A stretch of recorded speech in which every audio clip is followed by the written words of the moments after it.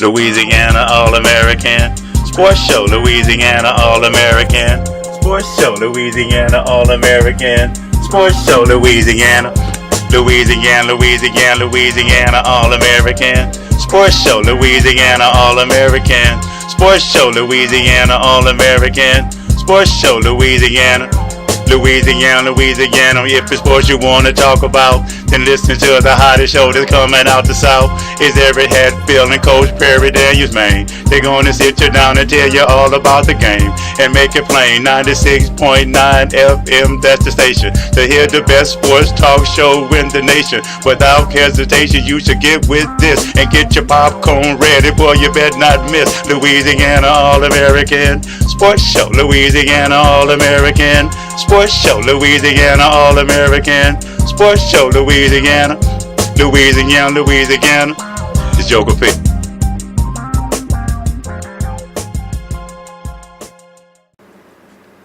So fresh, so clean. Yeah. All right. Good morning. It's Saturday morning. It is All Saints Day. It is November 1st, 2014. And it is Saturday morning, which means it is time for Louisiana All American Sports on 96.9 FM WHYR-LP Baton Rouge Community Radio. We would like to hear from the community. And so if you'd like to get in on any of this cornucopia, this buffet of hot sports topics, please give us a call at area code 225-343-9927. 225-343-9927. I am Eric Hatfield.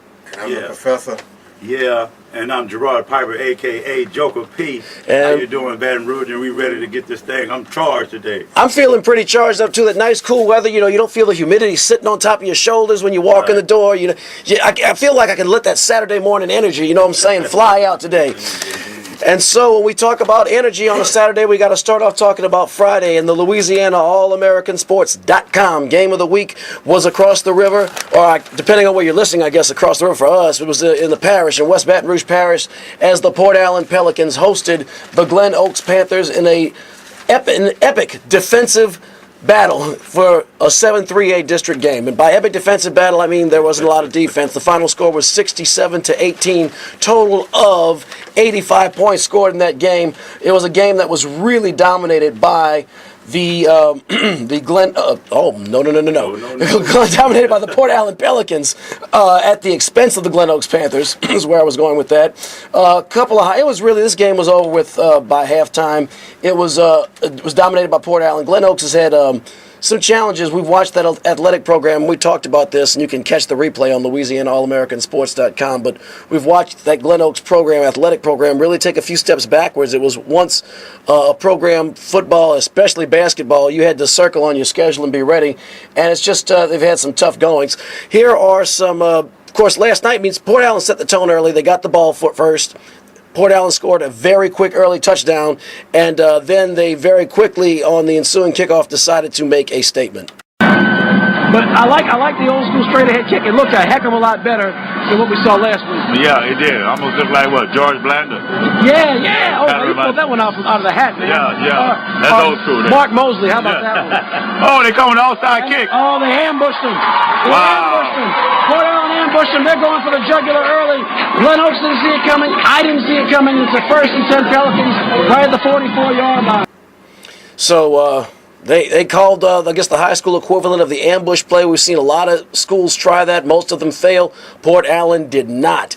Now, Joker, I think at that point in the game, I kind of figured that even though it was only 6-0 at that time, and actually Port Allen turned the ball over 2 plays later, but I just had a feeling, call it Halloween or spirits or mojo or whatever, but it was Port Allen's night in their homecoming game. Oh, yeah, it was definitely their night, man. I mean, I've rarely witnessed a game where the team was dominated on every aspect of the game. I mean, special teams, they scored a touchdown. They did an onside kick at the beginning of the game. They had a kickoff return for a touchdown. They had an interception for a touchdown. I think it was 49-0 in the first half. Yes, sir. It was just like, man, it was kind of hurtful to see Glen Oaks, a prominent school that I used to know in all sports and everything, kind of take a step back. But those kids fought hard, believe it or not, they did fought hard, no matter what the score was, but it was just a rout.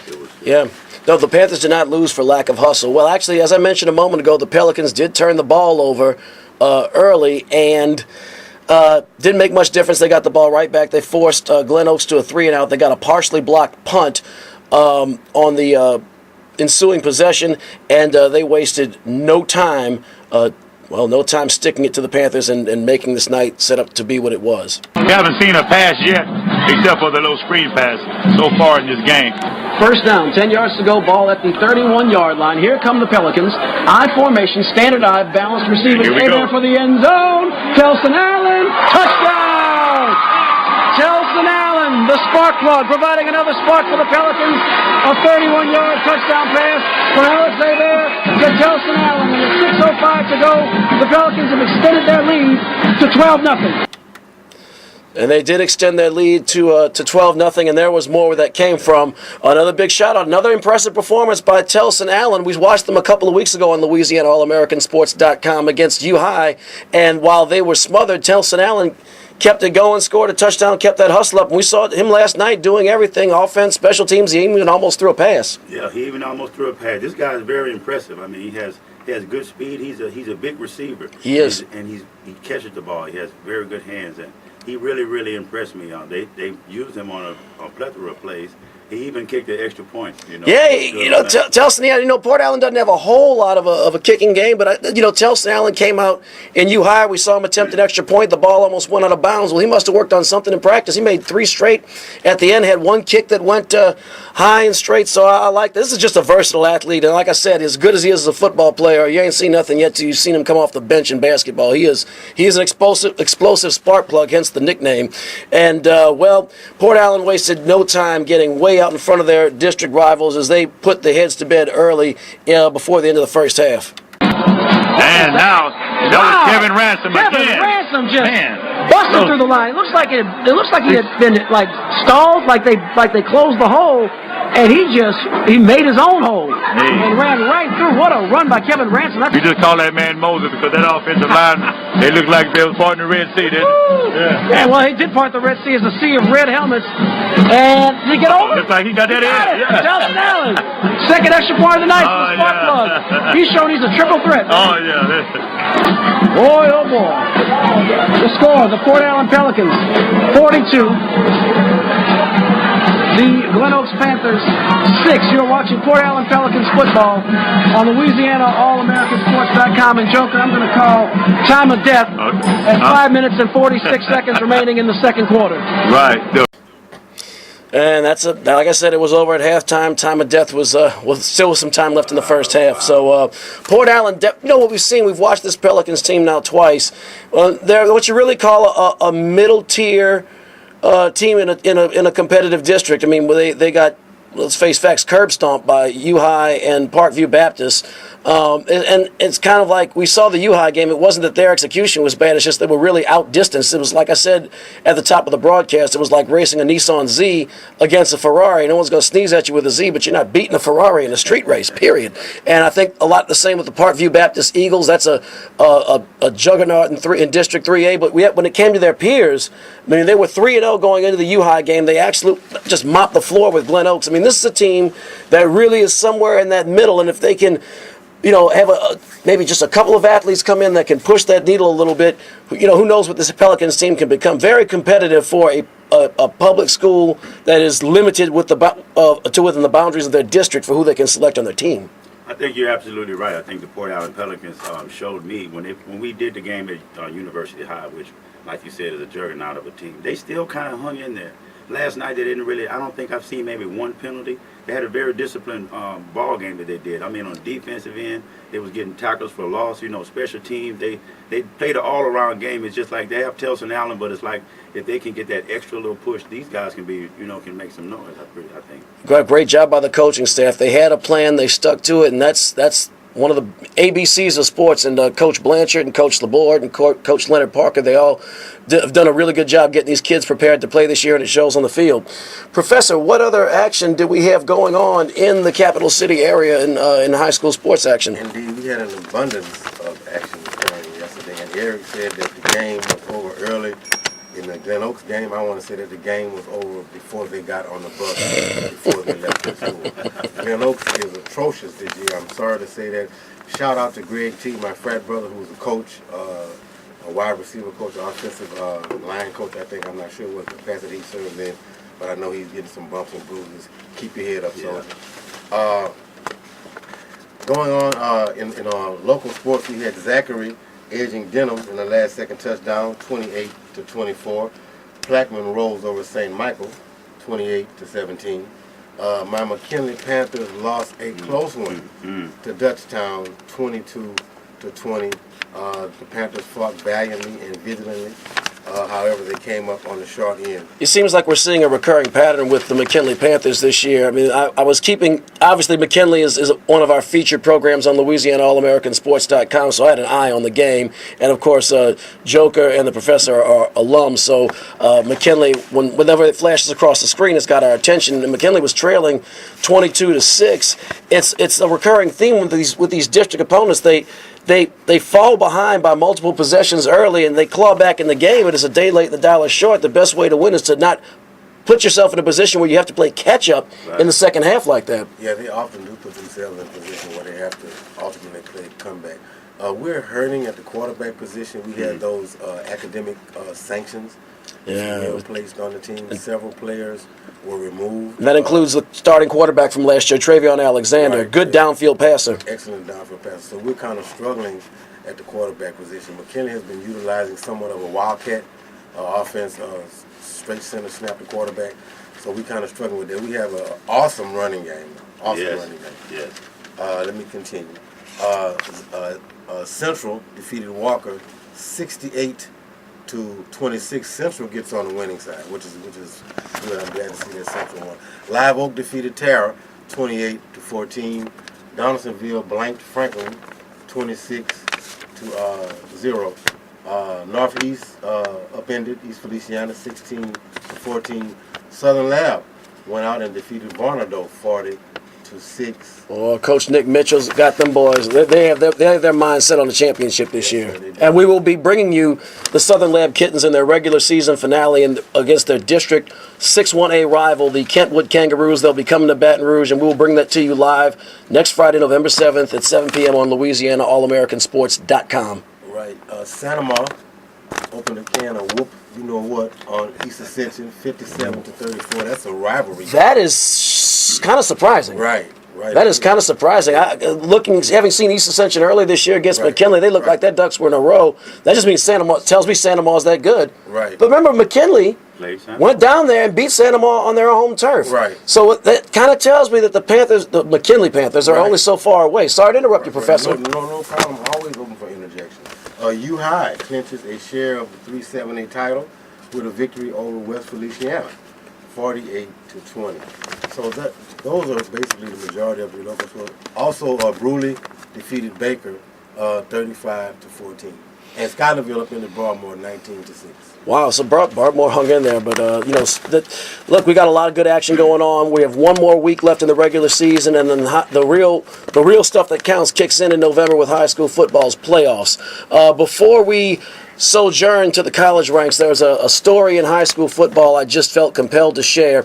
A regular listener of the show, Lydia Crockett, we mentioned her and her family's very involved in sports, and her husband, Cricket Crockett, is a coach of multiple sports, but also the football team at St. John Plaquemine. Well, there was a junior varsity game last week between Episcopal and St. John Plaquemine, and this story just really it spoke to me about what's right about sports and why we have young people in sports and the lessons and the messages that we are supposed to get from sports. Cricket Crockett, the coach of St. John Episcopal, late in the junior varsity game informed the officials he was going to send in Grant Setadal, who's a 9th grade student on the team, and he's with autism. And he's done that before. He's given, Setadal some plays, usually a wide receiver or some place where he can draw the defense, but this time, he wanted him to tote the rock a little bit. So Coach Travis Bourgeois, the Episcopal junior varsity coach, he told his players, he's like, look, this kid deserves to know what it feels like to score a touchdown. So he told his players on the line just to engage, but basically not pursue. And what happened was incredible. Setadal busted through the line, ran 75 yards for a touchdown, and both the Episcopal players and the St. John players were trailing him in convoy on the way to the end zone, kind of mobbed him. And then this is one part, I didn't even see this in the newspaper, but Miss Crockett informed me of this, is that the ref puts his hands up, touchdown, and Senador goes up and high fives the ref. So I think that's fantastic. You know, I love hearing stories like that. It's about building that self-confidence and teaching lessons in life and helping uplifting other people. And I just thought that you know, between Coach Travis Bourgeois of Episcopal and Coach Crockett of St. John, that is really those are two guys contributing to young people and helping them teach the real lessons and values I think that sports should teach. Eric, that's an excellent story, man. I want to commend, that's a commendable act by both of those coaches to allow this gentleman who's artistically challenged to get in and engage and be a part of something successful. Those are the steps that you need to possibly just can catapult him to something to the next level. So just as you just said, those small lessons in life are very humongous on the backside. Oh, yeah, man, and I just want to commend those guys also. You know, here at Louisiana All American Sports Show, we got a history lesson with Professor Johnson here, and these are the type of stories that we'll bring you that I like. You know, because sometimes you hear so much negative things in sports. You always hear the negative stuff that the players do or getting in trouble and everything. So it's always good to bring a story that's refreshing and be able to tell you exactly like you said, why do we play this game? Why do we love this game? The camaraderie, you know, and it's just a beautiful thing. That's a great example to show that this is bigger than just a football game. You know, this is life. This is reality. So, you know, kudos to those guys. Absolutely, and also I want to thank Robin Fambro at the Advocate. She was the one that wrote the story and put it out there and enabled us to be able to know about that. So, area code, we're about to go on from the prep ranks to the college ranks. Area code 225-343-9927, 225-343-9927 if you would like to get in on the conversation with us. Now, we had a contest last week involving the Southern University Jaguars. They went to play one of their arch rivals, the Jackson State Tigers, and as I told y'all last week, they put a hurting and go ahead, pick that up. And well, we had put a hurting on them, but sit tight one moment. We're going to take a very short intermission. Hold on. Go, you can hang it up. Good morning. You're on the air on Louisiana All American Sports. This is Eric Hatfield. To whom am I speaking? Oh, you're speaking with Pizzo, the boss player.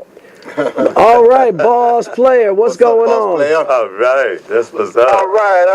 Just want to give you guys a shout out, saying you're doing an excellent job, and I look forward to whenever I can catch you guys on Saturday mornings, man. Look forward to it. Maybe you guys could get a one day out the week show or something going. But since we're on this subject of college football here, I just want to hear you guys' opinion on how many actual two-loss teams you think will be part of the playoff, because they're saying possibly one, but I think there may be more than one.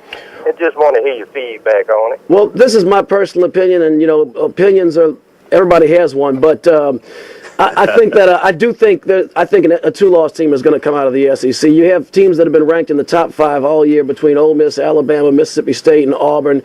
And you know, before even the BCS, the biggest problem the SEC had getting a team in the title game is that they always beat each other up. And you know, Auburn with one loss, they're playing Ole Miss later today. We'll discuss that. You know, if LSU runs the table, that'll hand Alabama 2 losses and cause a lot of weird tiebreaker situations. I think an SEC school with 2 losses, I think there'll be I think one of the 4 in that Final 4 will be a 2-loss Southeastern Conference school. I agree with Eric also, Colin. Thank you for your question. I agree also. I mean, Eric, I just want to echo what Eric said. That as he was saying that, I was thinking that in my mind. I said if LSU runs the table, they will ultimately get in from the SEC. Maybe Notre Dame may sneak in as well. Does Notre Dame have a loss, or they still undefeated? Florida State. Right. Notre Dame has 1 loss. Very close loss at Florida State. So, I mean, you know, it's going to be a tight situation. But I definitely feel that somebody from the SEC with 2 losses is going to get in. That's a strong conference, the strongest conference. Oh, yeah, and I think, like, I'll piggyback on what you guys said, but it's going to be a little bit of controversy there. Even though when the first time with the BCS we just had 2 teams, and now even with the 4 teams, it's still going to be a little bit of controversy because you look at like a team like Michigan State with 1 loss, and if they run the table and have 1 loss, is an SEC team that's going to be able to, vault over those guys, a 2-loss SEC team, or a 1-loss Ohio State team. So I think, but the way they have this committee set up, they're looking at head-to-heads. They're judging more from a humanistic standpoint than just like the BCS. So it's going to be interesting to see. Of course, I would love to see LSU run the table, and that would just throw a monkey wrench in the whole mix. So we're going to see. I think this is not computerized like the BCS type of thing and those type of numbers. So we're dealing with a human element here. So heavy human element. And this is the first year of this. So I think it's going to be a little bit of tweaking involved in that. Next year it may not be this year. I don't know if it's going to be the same board that's going to do it for years to come. I don't know if they're going to switch out, like Condoleezza Rice, I think, is one of the NCAA members that votes on that type of thing. But we're going to see. But of course, if you ask just my opinion on it, I would definitely say so, because at the end of the day, SEC is, you have to look at the conference and, you look at the strength of schedule. I agree. Ultimately, the strength of schedule is going to factor in. The strength of schedule is going to be the top prerequisite, I think, to decide, the determining factor. And that doesn't lie. Any human being with eyes and judgment can see that SEC schedule is absolutely brutal. Anybody who makes it out deserves a small trophy for that. Thank you very much, Boss Player, for the call. Area code 225-343-9927, 225-343-9927. If you would like to continue in on the conversation. So the Southern University Jaguars go down to Jackson State and get a W, and now they come back home for a 4-game homestand to close out the season, or a 3-game homestand, then plus the Bayou Classic to close out the season. They have Alabama State today, but first I'd like to get, if you guys, just wanted to see if you guys had any input on the victory last week at Jackson, Mississippi, a pretty convincing 42-28 win. Well, I think we all kind of knew the outcome of that. I'm really excited, first of all, to hear "I told you so," because I know Eric has it laid out beautifully for me. I was braggadocious in what I said, however, that's forthcoming. But at any rate, with that being said, Southern did an excellent job. Kudos to Southern. I commend them. They went out, and they're trying to keep pace with the Grambling State University Tigers, who are, creme de la creme of the SWAC conference, undefeated. But they did an excellent job, man. Southern's defense is clicking on all cylinders. Looks like they finally have the quarterback situation under control. So I'm really anxious to see what's going to happen in the Bayou Classic, and I'm going to be observing today's game as well. That is going to have some SWAC Western Conference implications, I think. That's going to be a biggest Bayou Classic, most meaningful Bayou Classic in a long, long time. So the Jaguars, they host the Alabama State Hornets. The Hornets are a funny team. First of all, I'm going to say off the top, I think Southern's going to get the win today after they're returning home. They were coming off of 2 consecutive wins on the road, a real nail-biter at Alabama A&M, and then, of course, the big rivalry game at Jackson State. They're brimming with confidence. They're coming back home to A.W. Mumford Stadium. Alabama A&M, you just never know which team is going to show up. I mean, they can put some points on the board, but they can cough up copious quantities of points in a very short period of time. From the little bit of research I've been able to do on them, they were nipped by their in-state rivals, the Alabama A&M. They were nipped 37-36 at home last week. They were beaten pretty handily by Prairie View the week before, so they come in with a 3-3 SWAC conference record. Southern with only 1 loss, and they know they have to keep it going if they're going to catch up to Grambling. So I think on the bluff, I think the Southern Jags get the W today. I agree, Coach. It's going to be rough on the bluff today. Southern will get the victory.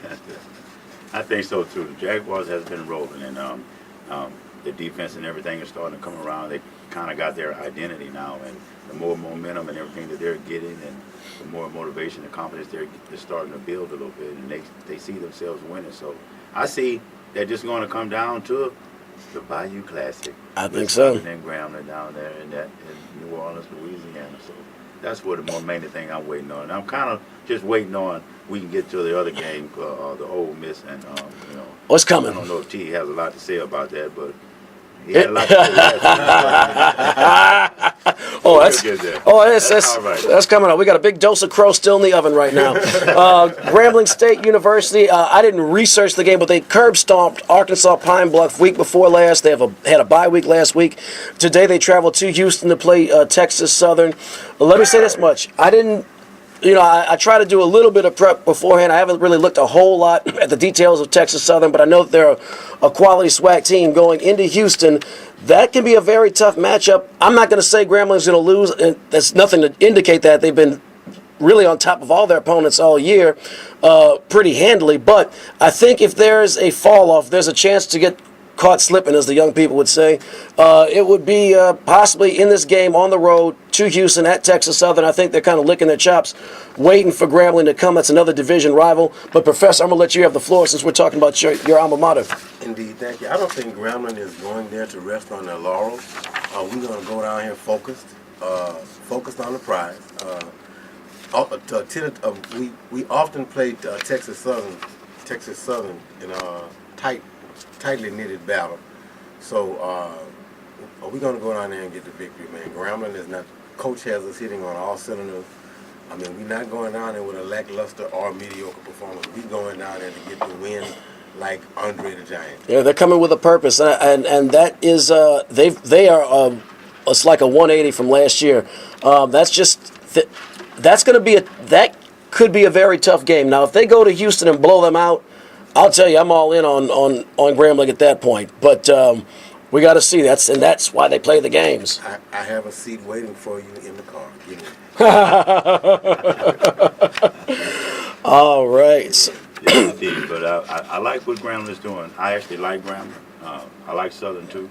I support both of them, and I just want to see, because I know when it get down to Bayou Classic, you pretty much throw the records out the window. Normally you can throw them out the window anyway, and now you have something on the line, so you can really throw them out the window. It's going to be a slugfest. Exactly. I want Grambling to keep winning.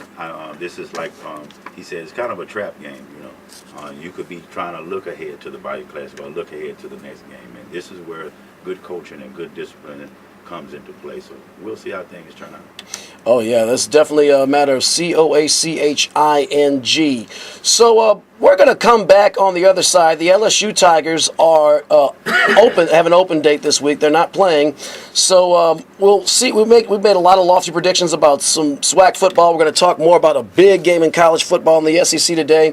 But right now, we're going to show you where some of us said I told you so, and some of us were, well, wrong.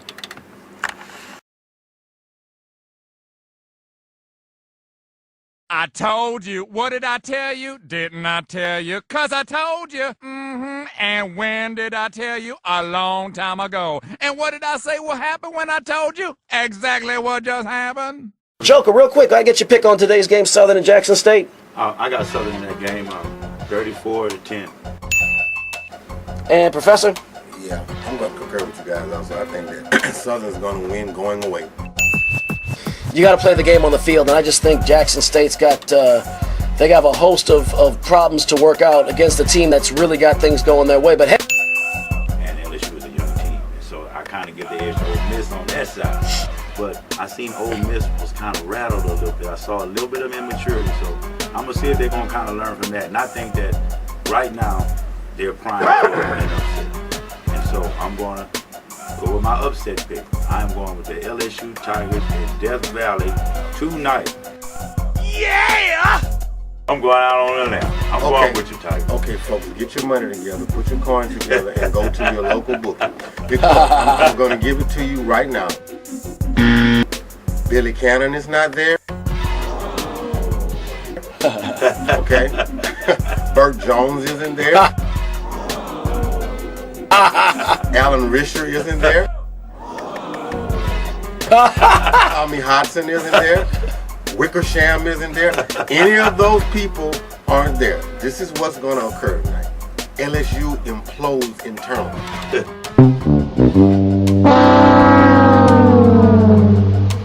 LSU implodes today. They self-destruct.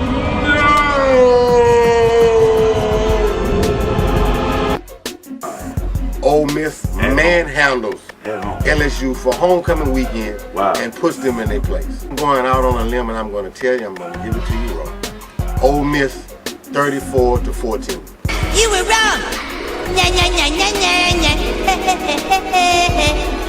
And I actually have a call it a gut feeling. I actually think the Saints are going to win. Wow. I think they're going to win too.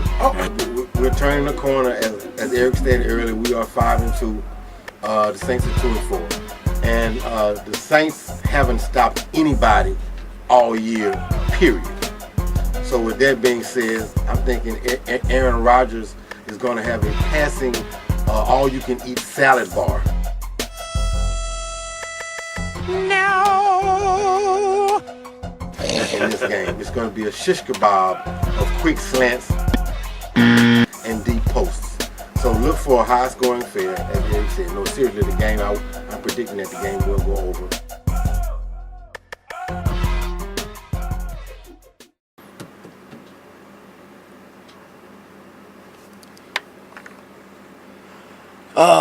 Yes, there's nothing more satisfying to the average sports fan, or at least dudes anyway, than to say, I told you so. Professor sliced and diced our Louisiana teams up last week, and they both came up big.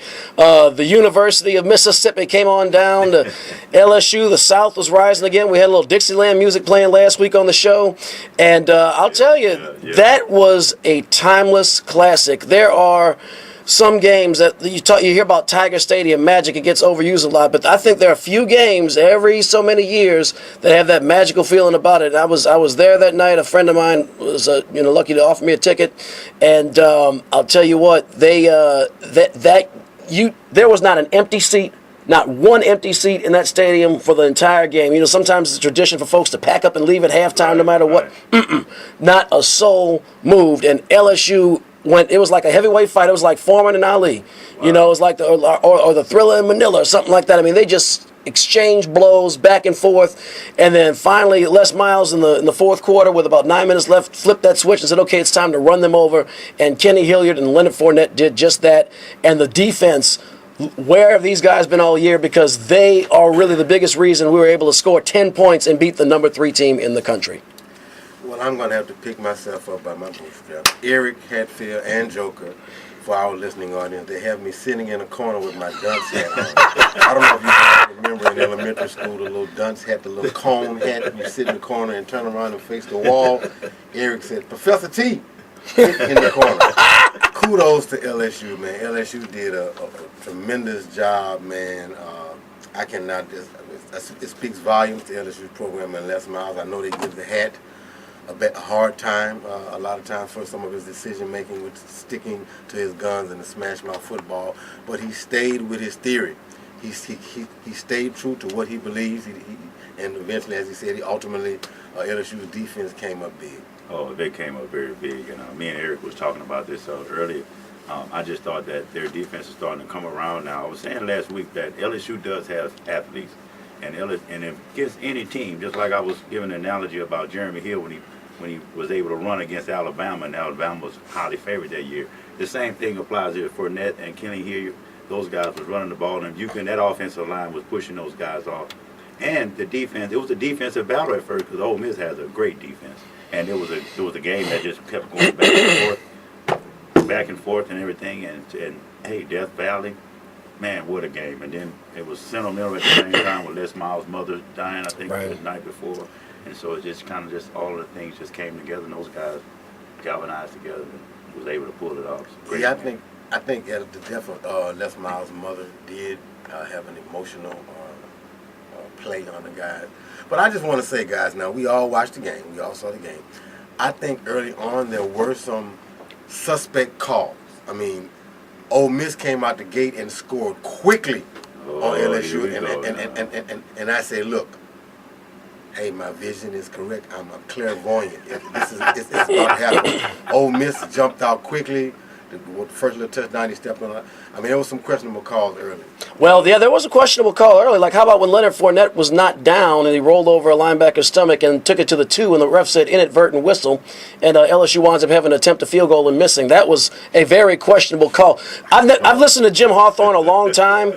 He usually doesn't. He kind of keeps an even tone voice here. Jim Hawthorne for Eagle 98.1, voice of the Tigers, and I'll tell you, I heard this. So what's going on there? The ref comes out and says there was an inadvertent whistle. Put it back to the 15. Hawthorne said, "What?" He's just what? Well, I think Professor is a fighter, and I think that now he's just trying to salvage just a little bit with the questionable call. That's what we guys do, though. You know?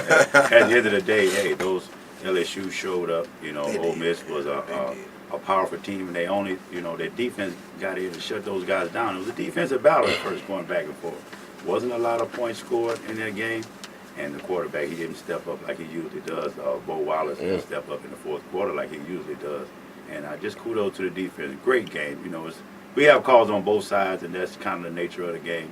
But at the end of the day, the LSU Tigers, once again, in the big game, and Death Valley at night game. You don't lose those, man. And that's kind. And I just start seeing now that they're starting to get their identity. Run the football. Oh, they got that identity. I didn't have the official statistics, but if they ran the ball fewer than 40 times, I would be stunned. Area code 225-343-9927, 225-343-9927 to get in on the conversation. There's another big game in Southeastern Conference play, and it will be at 6 o'clock our time on ESPN and Watch ESPN as the Ole Miss Rebels as another battle down in Dixieland as the number 4 Ole Miss Rebels get ready to go into the ring and duke it out with the the Auburn Tigers, number 3 Auburn Tigers. This is a big game for both these teams because both of these teams already have one conference loss, and this game will be at Ole Miss at Vaught-Hemingway Stadium. I'll tell you, look, if the Ole Miss faithful, they're already reeling off of that upset last week. I mean, they looked I saw the look of the Ole Miss fans last week as they left out, and they just had a look like Lee just surrendered to Appomattox all over again. Wow. You know what I'm saying? Ooh, I know that wasn't cool, but I might get some flack over that one. But anyway, but they're going to be reeling off that loss. They're going to be charged up. Ole Miss with that crowd behind them. It's almost like a 12th man at home, as we saw in the Alabama game. So with them facing Auburn, who you pick? I was hoping. I'm gonna let y'all go first. Well, oh man, it's a tough call. I'm kind of straddling the fence right now. I'm still giving it some thought. The line is Auburn +3. Wow. For betting purposes, I'll take Auburn in the 3. Just clear cut. It's gonna be a tight clock. I'm just straddling the fence. I'm not sure. Wow. The professor's not sure. Wow. But, man, this is a big game. You guys are definitely right. This is a very, very important game because both teams have one loss in the SEC. And Ole Miss coming off that heartbreaking loss to the LSU Tigers. Man, I like Auburn too. But I think I'm going to have to go with Ole Miss on this one. I'm going to go with Ole Miss because I think they have the better defense and because of by them losing last week. And actually, it didn't really hurt them too bad. Actually, it didn't really hurt them that much because they only dropped a little bit in the rankings. And usually when a team has a heartbreaking loss, they'll drop down in the rankings. They dropped by one. They only dropped one bracket in the rankings from last week, even though Ole Miss lost to LSU. They only dropped down only one ranking. So I'm gonna give the edge to Ole Miss. And I got Ole Miss winning this game 24-20. All right, we got a caller on the line that wants to get in on the action, and we're gonna come to you in just a moment, caller. Just sit tight. I agree with you about. I was leaning towards Ole Miss, and I kind of wanted to hear some other perspectives because I didn't want to get too much tunnel vision. But I think Ole Miss's defense, as great as Auburn's running game is, and as potent and powerful and as much depth as they have, I think that Ole Miss's defense and their ability to spread the field. I'm gonna forget this young man's name. It's Laquan. Cannot remember his last name. Wide receiver for the Rebels. But I think between that and them being at home, I think the Rebels will have just enough gas in the tank to get the win against their conference rival. But I'll tell you what, I wouldn't put a nickel on that. I think it's going to be a very, very close game. We have a caller on the line. Go ahead, caller. You're on WHYR. This is Eric Hatfield. With whom am I speaking? Al Davis. All right, Mr. Davis. And what you got for us today? I just wanted to critique that Ole Miss Auburn game and give my opinion on it. As the guy said earlier, as far as Vegas goes, you would have to bet with Auburn in the 3. But as far as straight-up victory, I think you would have to give the slight edge to Ole Miss due to the fact that they are playing home. Secondly, Hugh Freeze is going to make sure that he has the playbook not necessarily scaled down for Bo Wallace, but he's going to put Bo Wallace in situations to where he has an understanding of the exact play call, a la not what he did, against LSU last week. Yeah, you think Hugh Freeze spent some time in the film room after last week, Mr. Davis? Oh, did he? Did he? Did he? Did he? I mean, Bo, he lost his composure. He did. He got into a shouting match with the fan base. That was crazy. That was crazy. That was ludicrous right there. You just saw the latest poll Tuesday. You got blessed to still be in the top 4. So, I mean, you're a senior. You have to show leadership qualities. I know that you guys haven't been in this situation before, but, hey, you've come through a couple of early games. You beat one of the prima donna teams in the NC2A. The last 10 years or several years since Les Miles has been at, Nick Saban been at Alabama. But I think that the secondary for Ole Miss will get tested today because Nick Marshall and Gus Malzahn will test them with Duke Williams and the other wide out opposite Duke as far as the vertical game goes. Yeah, I agree with you. Linebackers are going to have to watch Nick Marshall and the dive play or the quarterback keeper. Well, Mr. Go ahead. Sir, go ahead. No, you go ahead, Mr. Davis. And as far as Ole Miss goes to simplify, their secondary will be tested. LSU was able to get a few yards, but we just didn't call enough pass plays as far as LSU goes. But their secondary will be tested today. And what I feel they have going in their favor, and I'll leave it at that, is when Nick Marshall misses, he usually misses high on his passes.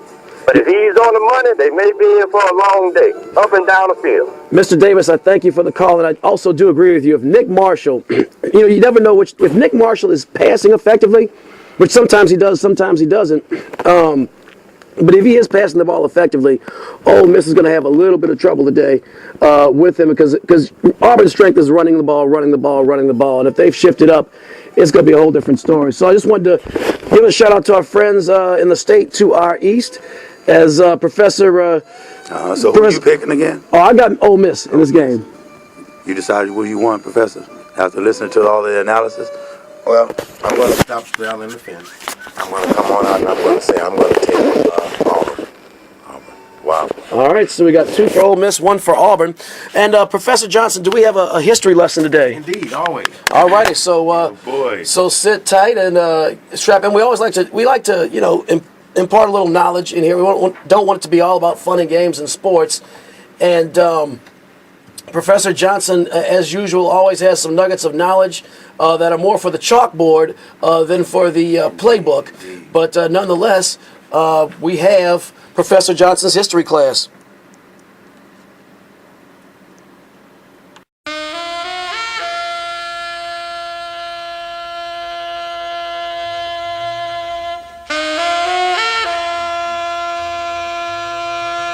Freedom is a road seldom traveled by the multitude. Public enemy number 1. Show what you got. Show what you got. Show what you got. Public enemy number 1. Class is in session. Peace to my universal family and blessings. Stay tuned and learn. Today I want to share with you briefly some information about 7th century Europe and the feudalistic era. 7th century Europe and the feudalistic era, briefly, if you will bear witness with me. Europe was what has become known as a Germanic monarchy during this time. When states were in prolonged periods of war, the chieftain or the leader would traditionally boast of their positions by saying that they had this what was called divine right, that the Almighty had ordained the strongest person in the time of war who could boast of the most support in these battles, that he would ultimately become the king. And this transitioned into kingships, and case in point, the Merovingian kings of France and the Anglo-Saxon rulers claimed that they were descendants of the Germanic gods. These were gods of some of the gods of Eastern Europe. These topics came in during the Hellenistic era. The Hellenistic era is the era in ancient Greece, which is that period of time that transitioned after, during the culmination of Alexander the Great. Before Alexander the Great, it was the Hellenic period. Greece is formerly known as Hellas. That's the original name of Greek, Hellas. Thus you have Hellenic and Hellenistic. Alexander the Great was a young man that ruled much of the known world at that time. However, most of these ideas derived from the church, and the Hellenistic king of these Germanic tribes were known as the basileus. This is a term that is synonymous with Omega Psi Phi. I know Perry Daniels, my cohort in crime, is smiling right now if he's tuning in, but basileus actually means emperor or king, and this is the term that they used from this era. And the basileus was not considered divine, but he was considered more divine than just an ordinary man. So in these feudalistic eras that had the ownership of land by a landlord, and the serfdom were allowed to live on the land if they worked the land, and they would be protected by the feudal lord, which would be a baron and so on and so forth. So that's just a brief snippet, just a brief nugget on the origin of these kings and how the term of kingship derived in feudalistic Europe, because they said that it was by divine right, and these terms came out of church. And remember, always investigate the information you receive. If it is indeed the truth, verily, it shall stand the test of investigation. Peace. Class dismissed. Wow. The same guy that gave wisdom to Vickers got. Show 'em what you got. Public enemy. Show 'em what you got. Public enemy number 1. Public enemy. Public enemy. Up all it was. Boy. Chuck D and Flavor Flav. Oh, there was something special. And Flavor Flav is still something special. Oh, boy. Eric, let me drop one quick thing before you go in and take about 10 seconds. I was skimming through the paper when you were talking about LSU. I was thinking about it. There's this piece that I saw on the news last night, and it's on the front page of the paper, and I think it's very commendable that they're doing this. These high-tech mouthpieces that LSU's players are utilizing. LSU's training staff uses latest technology to track head trauma during practices and games. You know, concussions is a major concern in organized sports, individuals getting these head blows. So these mouthpieces are digital devices that measure the impact of blows. They can measure the strength of the blows, and they can determine when to pull a player out. So that's an excellent advancement. That's admirable, because, I mean, really, coaches and players tend to fight anything that has to do with concussion prevention because players have to come out of the game. It's good to see LSU being proactive. We have a caller on the line. Thank you for waiting. You are on Louisiana All American Sports. This is Eric Hatfield. With whom am I speaking? What's going on? This Vic. Hey, Vic. Caller. All right, Vic, thank you for calling the show. How y'all doing this morning? We doing good, Vic. What you got? Wanted to give y'all a little 9 on this on the Ole Miss game. Come on, brother. Go ahead. That's what I look at. This one of them games to do. We need Ole Miss to basically, like, if we're going to go ahead and try to get us a little shot at this playoff thing we got going on this year, it's going to happen. This is going to have to happen. You don't have to have Auburn beat Ole Miss today. That's going to be out of the question. Auburn beat Ole Miss. Alabama beat Mississippi State. Ole Miss beat Mississippi State. Alabama beats Auburn. Then you got a 5-team tie. You get a 5-team tie, and LSU can win out. Right. LSU can get in that 4th spot, but you need other teams, so you need a little help, though. They're going to need a lot of help, and you're absolutely correct, and thank you for the call, Vic. That's a very astute observation, because the fact of the matter is that any shot LSU has is going to have to involve a 3-way tie. But let me just kind of work with your math a little bit here. To get that 3-way tie, Auburn is going to have Auburn and Mississippi State will both have to have second losses. They'll have to lose 2 games. Auburn's already dropped 1. So Ole Miss beats Auburn today. That can help Tiger fans out sufficiently. And frankly, we're going to need to root for Ole Miss against the University of, or root for them against Mississippi State. You know, it's going to be there has to be a 3-way tie, and one of those teams in the tie has to be a team that LSU has beaten already. So either assuming they can beat Alabama, it'll have to involve Alabama and or Ole Miss for LSU to have any shot, because they've lost outright to Mississippi State and to Auburn. But let me tell you, I have seen stranger things happen, and I think Les Miles was born with a horseshoe in his body somewhere, because he's had things very improbably shift his way before. So that's an astute observation, Vic, and I don't think it's all over with. They will need some help. The key, Tiger fans, is look for, you want to have 2 loss situations, and want to make sure that one of those teams involved is a team that LSU has already beaten. So we had the Saints playing the Green Bay Packers last week, and the Saints heavily curve stomped the Cheeseheads. They are off this week, and then 2 nights ago they went into Carolina and really manhandled a desperate and hungry Panthers team, a team that plays well at home, a team that defends the run well. And Mark Ingram went off for 100 yards. They bottled up Cam Newton, forced some turnovers. And I think with that Green Bay Packers game, I think the Saints got their mojo back and got some of their confidence back in that game. And they're now 4-4 atop the NFC South, riding a 2-game winning streak, and also got their first win on the road in prime time, guys. Oh, yeah, man. Kudos to Saints. Game is starting to come around a little bit. I think the base defense that they're playing now, Rob Ryan kind of changed his philosophy a little bit.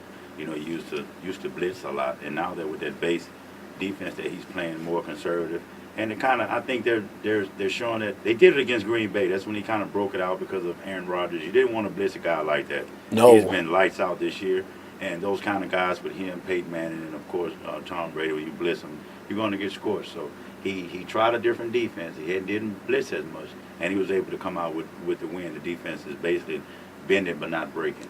Man, what y'all talking about, man? I think Eric Hatfield and Joker being here hating, man. Man, I quit, man. Take these headphones off. Man, I quit. No, man, commendable job to Rex Ryan. He did do good. But in defense of Aaron Rodgers, the belt, the former Super Bowl MVP, he did have a hamstring injury. Now, early on, wasn't Aaron Rodgers looking like a surgeon, how he was surgically slicing the sound?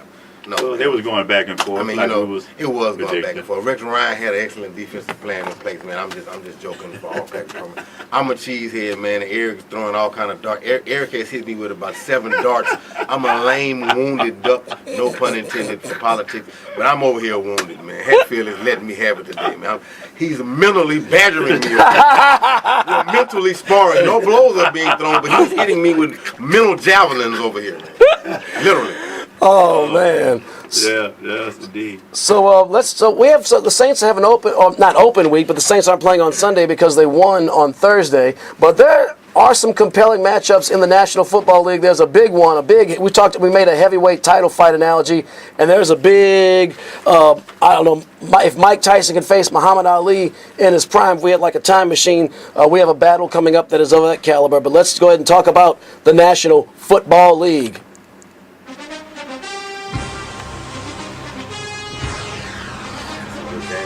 So, in early action, the Arizona Cardinals are in a matchup against their former division rival Dallas Cowboys before the 2002 realignment. And I did not think this would be one we need to circle on the calendar because the Cardinals, I didn't expect the Cardinals to be 6-1, but I expected them to be good, and I did not expect the Dallas Cowboys to be riding a 6-game winning streak and losing overtime to their arch rivals. I never saw that coming last Monday night, but that's a different story. Nonetheless, the Arizona Cardinals, stats can be misleading. They have the dead last ranked passing defense in the league, but they are 3rd overall in rushing, and they've defeated a lot of opponents by hefty margins. And really, if you exclude the Broncos game where Peyton Manning set them on fire and lit them up for 41 points, the other games against teams like Oakland and Washington and against the Giants, these are situations where they were up by a lot of points late in games and teams were forced to pass, and eventually resulted in a turnover. So that's nice that you got the yards, but if you don't get the points and don't win the game, it doesn't matter. So that's very misleading. That defense is helping them win games with big play opportunities, stuffing the run, and forcing turnovers. Now in this game at Jerry World, I think the Cowboys might rebound because the Cardinals have had trouble, The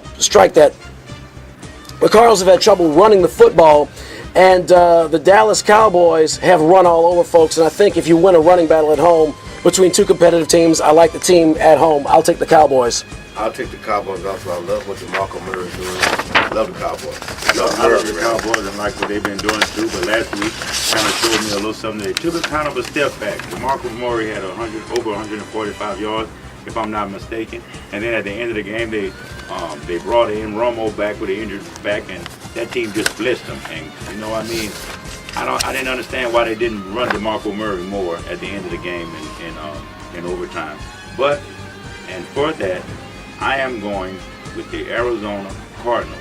I like the way these guys play. They don't have a running back, you know, but the coaching that they have, the defense that they have, the discipline that they play with, and the fight that they have in them. I think that Arizona's going to go in there and beat these guys. And the big matchup, Manning-Brady 16, the Denver Broncos hosting the Denver Broncos traveling to Foxborough to face the New England Patriots. This is going to be a test to see how resurgent the Patriots really are. After they got their butts kicked on Monday Night Football at the hands of the Kansas City Chiefs, Tom Brady seemed to have gone Tom Brady, rallied the troops. But this is a real matchup. Peyton Manning hasn't fared well in Foxborough, but I'm actually going to go against the grain and pick Peyton Manning and the Broncos in an minor upset at Foxborough. Really? I think the Broncos are going to win. Actually, the Patriots technically are underdogs. According to Vegas, it's New England +3. I got the Broncos in this one. Right. I got the Broncos too. Yeah, I'm gonna go with now if it was the playoff, then I probably would maybe go with the Patriots. But since it's the regular season and you know, Manning is probably the best regular season quarterback we've ever seen. Man, Manning is on a mission. And he is on a mission. You're right, Professor. I mean, you can just see it in him this year, you know, after the humiliation that he took at the Super Bowl. It's just like this year, man. And then they got Emmanuel Sanders, man. That just kind of like changed their whole offense. And, man, he got talent at every receiver and the tight end, you know, Julius Thomas. So I look for these guys to go in, and he got help. We got DeMarcus Ware on the defense, and he's, I think, leading the league right now in sacks. Yep. Him and Von. He's the old DeMarcus Ware. And Aqib Talib. Man, these guys are primed and ready. I think they want to go in there and make a statement. Aqib comes back home.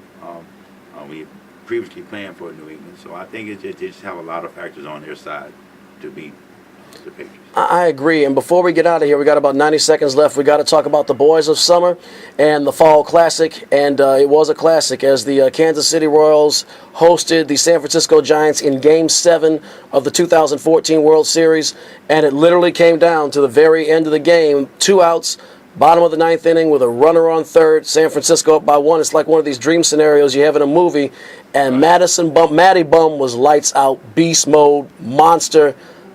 That's just a superhuman performance we saw from him, throwing a total of 21 innings in 3 games and just coming off of 2 days rest in Game 7 to help close that out.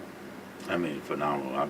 It was unbelievable what I saw, but it came down to, I think, the experience and the manager put the right coaching move in. Yeah. I didn't know if he was going to use Bumgarner Me neither. that Game 7, but he actually did and played him with 5 innings to close it out. A 5-inning close. Bruce Bochy had said, maybe 2 innings and maybe 60 pitches. Bum's like, oh, you're not taking the ball. He's an old country boy. You're not taking the ball away from me. I got it just fine. I know it's Game 7 guy on third base. Just sit back, let me do what to do, coach. Cool as a cucumber. Yep. Like the field of dreams. Yeah. So, that is going to wrap up our show for the week. We appreciate you all for tuning in. We have Noel Jackson with Music Satisfaction coming up in just a minute on 96.9 FM WHYR-LP Baton Rouge Community Radio. And like we always say around this time, Peace. Have a good afternoon. Track life.